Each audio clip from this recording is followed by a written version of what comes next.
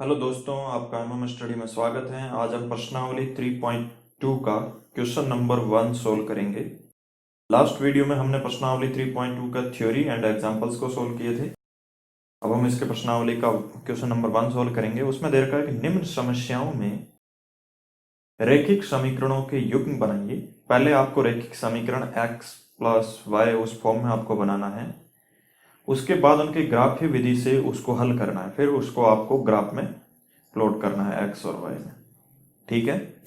जिसका part first है वो कहता है कि कक्षा 10th के 10 विद्यार्थियों ने गणित की पहली प्रतियोगिता में भाग लिया। पहली की कोई प्रतियोगिता थी जिसमें पहली सोल्व करनी थी, उसमें भाग लिया था। यदि लड़कियों की संख्या लड़कों की संख्या से 4 अधिक है। पहला तो ये है कि 10 विद्यार्थियों ने भाग लिया। तो पहले हम क्या करते हैं, इसमें लड़के और लड़कियां 2 है, तो पहले हम मान लेते हैं, माना लड़कियों की संख्या इज इक्वल टू x। इसी टाइप से माना लड़कों की संख्या इज इक्वल टू क्या है हमारा y। लड़कियों की संख्या x है और लड़कों की संख्या y है। तो पहले ये क्या कह रहा है, टोटल 10 विद्यार्थियों ने भाग लिया। 10 तो क्या लिख सकते हैं, x लड़कियों की संख्या प्लस y लड़कों की संख्या इज इक्वल टू हम 10 लिख सकते हैं। ये हमारी पहली इक्वेशन होगी कि टोटल जो भाग लिए थे वो 10 है। दूसरे में ये कह रहा है कि लड़कियों की संख्या लड़कों की संख्या से 4 अधिक है। मतलब लड़कियों की संख्या क्या है x, वो क्या है लड़कों की संख्या से 4 अधिक है, मतलब लड़कों की संख्या प्लस 4 के बराबर है। ठीक है, ये हो गई इक्वेशन नंबर 2 कि लड़कियों की संख्या लड़कों की संख्या से 4 अधिक है, उसमें 4 जुड़ जाएगा, उसके बराबर हो जाएगा। ठीक, अब हमें क्या करना है, ये रैखिक समीकरण तो हमें मिल गया। अब इसको ग्राफ विधि से हल करना। जब ग्राफ विधि से हल करना है तो हमें टेबल बनानी होगी। पहले मैं क्या करता हूं, दोनों इक्वेशन के लिए अलग अलग टेबल बनाते हैं, इसलिए मैं इस इक्वेशन को नीचे लिख देता हूं। उस इक्वेशन को मैं यहां लिख देता हूं, x is equal to y plus 4। ये इक्वेशन नंबर आपकी 2 थी। एक टेबल हमारी यहां आ जाएगी जो इक्वेशन नंबर 1 के लिए रहेगी, और दूसरी टेबल हमारी यहां आ जाएगी जो इक्वेशन नंबर 2 के लिए रहेगी। चलिए फिर फर्स्ट इक्वेशन को सोल्व करते हैं। फर्स्ट इक्वेशन के लिए हम क्या करते हैं, पहले x इज इक्वल टू हम 4 मान लेते हैं। जब x इज इक्वल टू 4 लिखूंगा तो 4 plus y is equal to 10 रहेगा। 4 उधर जाएगा तो माइनस हो जाएगा, तो y इज इक्वल टू आपका क्या हो जाएगा 6।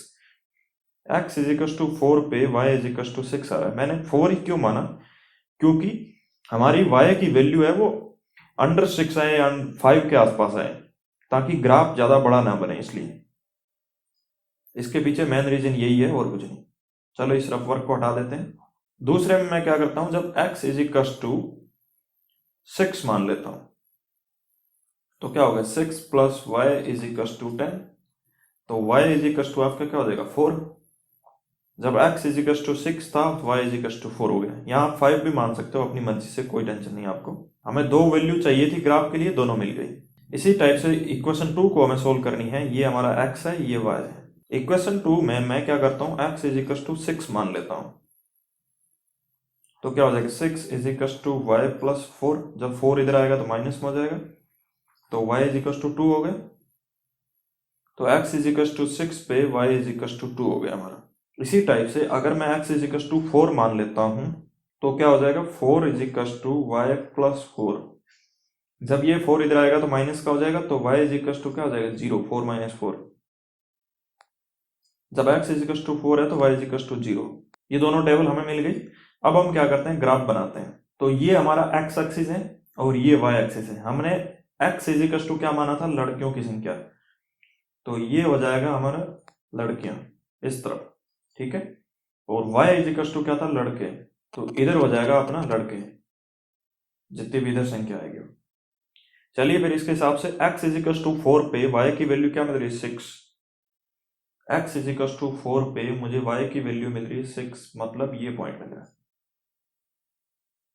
दूसरा x इज इक्वल टू 6 पे y की वैल्यू 4 मिल रही है। ये x इज इक्वल टू 6 है, तो इस पे y की वैल्यू जब मैं यहाँ आऊंगा तो ये मिलेगा 4। पहले ये पॉइंट लिख देता हूं मैं, 4,6, एंड ये 6 पे क्या मिल रहा है 4, तो 6,4। ये 2 पॉइंट्स हमें कोऑर्डिनेट्स मिले। अब हमें क्या करना है, इन दोनों को आपस में जोड़ देना है। चलिए फिर लाइन के थ्रू जोड़ते हैं। तो ये हो गई हमारी लाइन। इस लाइन की इक्वेशन क्या थी, x plus y is equal to 10, ये हमने लिख दिया। अब इक्वेशन नंबर 2 के हिसाब से x इज इक्वल टू 6 पे y की वैल्यू क्या है, 2 है। ये x is equal to 6, y की वैल्यू यहाँ क्या है, 2, 6,2। दूसरा x इज इक्वल टू 4 पे y की वैल्यू 0। दूसरा ये x इज इक्वल टू 4 पे y की वैल्यू क्या है, 0, तो इसको मैं लिख सकता हूँ 4,0। ये 2 पॉइंट हमें मिल गए। चलिए फिर इन दोनों पॉइंटों को जोड़ते हैं। तो ये वाली लाइन आई हमारी इक्वेशन नंबर 2 के लिए। इक्वेशन नंबर 2 क्या थी, x प्लस वाई। तो ये वाली लाइन आई इक्वेशन नंबर 2 के लिए। इक्वेशन नंबर 2 क्या है, x is equal to y plus 4, ठीक है। और ये दोनों आपस में कहां कट करते, इस पॉइंट पे।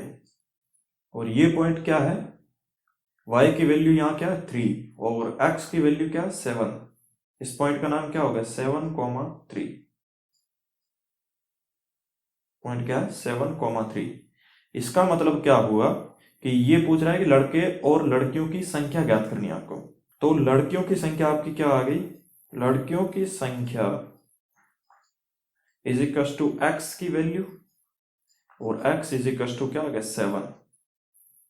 ये तो हो गया लड़कियों की। इसी प्रकार लड़कों की संख्या इज इक्वल टू क्या है y, और y की वैल्यू क्या आ गई जब कट होता है 3।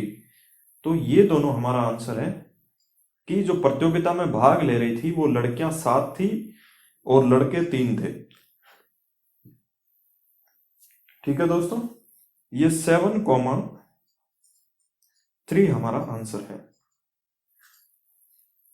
चलिए फिर इसी टाइप से क्वेश्चन नंबर 1 का पार्ट 2 देखते हैं। पार्ट 2 में क्या दे रखा है कि 5 पेंसिल और 7 कलमों का कुल मूल्य 50 रुपए है। हम क्या करते हैं कि मान लेते हैं पेंसिल का मूल्य x है और कलम का मूल्य y है। माना पेंसिल का मूल्य क्या है आपका x रुपए है। माना इसी टाइप से जो आपका कलम का मूल्य है वो क्या हो जाएगा y रुपए। ये बोल रहा है कि 5 पेंसिल और 7 कलमों का कुल मूल्य 50 रुपए है। इसका मतलब ये क्या कह रहा है, 5x plus 7y is equal to 50। ठीक है, ये हो गई इक्वेशन नंबर 1। और इक्वेशन नंबर 1 को ग्राफ में लिखने के लिए हमें एक टेबल बनानी होगी, इसलिए यहां मैं पहले से ही एक टेबल बना देता हूं। फिर इक्वेशन 2 लिखते हैं। ये कह रहा है जबकि 7 पेंसिल और 5 कलमों का मूल्य 46 है। क्या कह रहा है, 7x 7 पेंसिल प्लस 5 कलम मीन्स 5y का मूल्य क्या है 46। ये आपकी इक्वेशन नंबर 2 आ गई। तो इसके लिए हमारी एक टेबल और बनेगी जिसमें भी x और y की वैल्यू रहेगी। ये टेबल हम इसको ग्राफ में दिखाने के लिए बनाते हैं। चलिए फिर टेबल 1 के 2 वैल्यूज निकालते हैं। तो हम क्या करते हैं, x और y की वैल्यू मानते हैं। पहले मैं क्या करता हूं, x इज इक्वल टू 3 मान लेता हूं। जब x इज इक्वल टू 3 होगा तो ये क्या हो गया 5 गुणा 3 15 हो जाएगा अपना, प्लस 7y इधर हो गया 50। तो 15 इधर का जाएगा तो माइनस में हो जाएगा। तो 7y इज इक्वल टू ये क्या हो गया 35, 15 माइनस निकलेगा तो, और ये क्या हो गया 7 पंजा 35। तो y इज इक्वल टू 5। जब x इज इक्वल टू 3 है तो y इज इक्वल टू 5 हो गया। इसी टाइप से मैं x इज इक्वल टू -4 ले लेता था। -4 मैंने इसलिए लिया क्योंकि मैं इसको 70 बनाना चाहता हूँ ताकि 7 का भाग पूरा का पूरा जाए। बाकी किसी संख्या में 7 का भाग पूरा नहीं जा रहा है, वो 5 के मल्टीपल होगा तभी 7 का भाग पूरा जाएगा। इसलिए इसको मैं 20 बना के इधर लाके जोड़ना चाहता हूँ, इसलिए -4 लिया। जब -4 लूंगा तो ये क्या हो जाएगा -20 plus 7y is equal to 50। ये इधर जाएगा तो क्या हो जाएगा 70 और 7y इज इक्वल टू 70। 7 का एक बार तो y इज इक्वल टू क्या हो जाएगा 10। जब x इज इक्वल टू -4 है तो y इज इक्वल टू 10। चलिए दोस्तों इसी टाइप से इक्वेशन नंबर 2 को सोल्व करते हैं। इक्वेशन नंबर 2 में मैं क्या करता हूं, x इज इक्वल टू 3 मान लेता हूं। तो ये क्या होगा 3 सत्ता 21 plus 5y is equal to 46। इधर जाएगा तो 46 में से माइनस हो जाएगा 21। जब 46 में से जाएगा तो पीछे क्या हो जाएगा 25। तो 5y हमारा क्या हो गया 25 के बराबर हो गया। 5 से 25 में कितनी बार भाग जाएगा? 5। तो y इज इक्वल टू 5। जब x इज इक्वल टू आपका 3 था तो y इज इक्वल टू क्या मिला? हमें 5 मिला। अब मैं x इज इक्वल टू क्या मान लेता हूँ? 8 मान लेता हूँ। जब x इज इक्वल टू 8 मानूंगा तो 8 का जब 7 से मल्टीप्लाई होगा तो क्या आएगा? 56 plus 5y is equal to 46। जब 56 इधर में जाएगा तो क्या हो जाएगा? माइनस में, इसलिए 5y इज इक्वल टू क्या होगा? -10। 5 का भाग 10 में कितनी बार? 2 बार गया, तो y is equal to -2। x is equal to हमारा क्या होगा? 8। y is equal to -2। यहाँ थोड़ा सा आपको दिमाग लगाना पड़ेगा। इस टाइप की जो इक्वेशंस आती है ना, आप सोच रहे होंगे मैंने 3 माना, इधर 5 आ गया। आप कुछ भी संख्या मान रहे हो, आंसर आपको पॉइंटों में मिल रहा है 5.2.5 इस टाइप से। तो यहाँ आपको दिमाग में रखने वाली चीज ये सबसे इंपॉर्टेंट है कि y के मल्टीप्लाई में क्या है? 5 है। तो 5 के सामने जो भी संख्या आएगी वो 5 के मल्टीपल में होनी चाहिए ताकि आपको आंसर परफेक्ट मिले।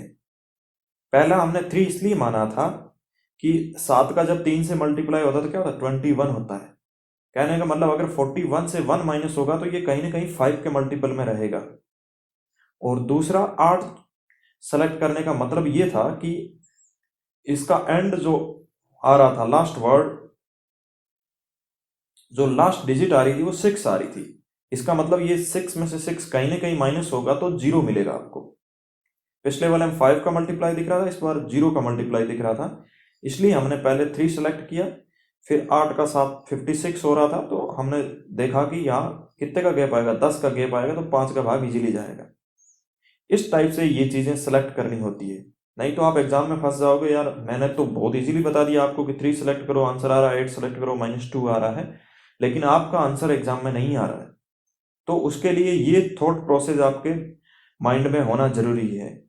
ये चीजें आपको माइंड में डेवलप करनी पड़ेगी कि मैं क्या सेलेक्ट करूं यहाँ x की वैल्यू और किस बेसिस पे सेलेक्ट करूं। तो ये इसका सोचने का तरीका होता है कि इसकी लास्ट डिजिट 6 है तो या तो 6 से एक माइनस होगा या 6 लास्ट डिजिट वाला ही मेरे लिए काम का है। ठीक है, क्योंकि हमें यहाँ 5 का भाग जाएगा। 5 के भाग के लिए या तो संख्या लास्ट डिजिट में 5 होनी चाहिए या 0 होनी चाहिए। इसके अलावा मुझे कुछ भी इसके सामने नहीं मिलना चाहिए। अगर मिल गया तो उसका आंसर आपका पॉइंटों में आएगा। आप ग्राफ में पॉइंटों में लाके भी सोल्व कर सकते हो, लेकिन वो थोड़ा टफ रहता है, इसलिए परफेक्ट डिजिट में आता है तो सोल्व करने में ईजी रहता है। बस यही होता है और कुछ नहीं। ठीक है, इसी टाइप से फिर हम ग्राफ को स्टार्ट करते हैं। वैल्यूज हमें मिल गई है x और y की, और इन वैल्यूज को हम ग्राफ में प्लॉट करके देखते हैं कि हमारा आंसर क्या आता है, कि एग्जैक्ट वैल्यू क्या थी कलम की और पेंसिल की, वो दोनों हम पता करते हैं। चलिए फिर इन अब वैल्यूज को हम ग्राफ में प्लॉट करते हैं। तो हमारे सामने ये ग्राफ रहा, इसमें हमें फर्स्ट इक्वेशन की x और y की वैल्यूज क्या है? x इज इक्वल टू 3 पे y क्या मिलेगा? 5 मिलेगा। ये x इज इक्वल टू 3 है, उस पे y की वैल्यू आपको क्या मिलेगी? 5 मिलेगी। ये पॉइंट मिलेगा, मीन्स 3,5 मिलेगा। x इज इक्वल टू -4 पे y की वैल्यू क्या है? 10 है। ये आपका x इज इक्वल टू -4 है, जिस पे y की वैल्यू आपको क्या मिलेगी? 10 मिलेगी।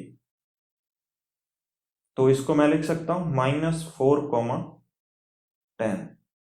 ये हो गई इक्वेशन नंबर 1 की। अब इनको हम एक लाइन के थ्रू जोड़ देते हैं। तो ये हमने इन दोनों पॉइंटों को आपस में जोड़ दिया, -4,10 और 3,5। ये कौन सी इक्वेशन की लाइन है? ये equation 5x + 7y is equal to 50 इसकी लाइन है। और y किसको रिप्रेजेंट करता है? आपको कलम को। y इज इक्वल टू कलम की संख्या और x is equal to pencil. ठीक है, ये चीज आपको पता होनी चाहिए। अब इक्वेशन नंबर 2 की टेबल क्या बोलती है? x इज इक्वल टू 3 पे y की value same. x is equal to 3 पे y की वैल्यू 5, मीन्स यही वैल्यू मिलेगी दोबारा। ठीक है, दूसरी हम कह रहे हैं x इज इक्वल टू 8 पे y की value -2। x is equal to ये हमारा 8 रहा, इस पे ये बोल रहा है y की वैल्यू क्या? -2, ये वाली वैल्यू। ये क्या बोल रहा है? 8, -2, ये आ रहा है। तो अब हमें इस पॉइंट को और इस पॉइंट को जोड़ देना है। ठीक है, फिर एक लाइन के थ्रू इसको जोड़ देते हैं। ये आपकी कौन सी इक्वेशन हो गई? ये इक्वेशन नंबर 2 क्या है? 7x + 5y is equal to 46। दोनों किस पॉइंट पे कट हुई है? 3,5 पे। 3 किसका है? x का, मतलब पेंसिल कितनी होगी? 3। एंड 5 किसका है? y का, मतलब कलम क्या होगी? 5। ये पेंसिल के मूल्य को बताती है। ये लाइन किसको बताती है? पेंसिल के मूल्य को। और ये किसके मूल्य को बताती है? कलम के मूल्य को। ठीक है।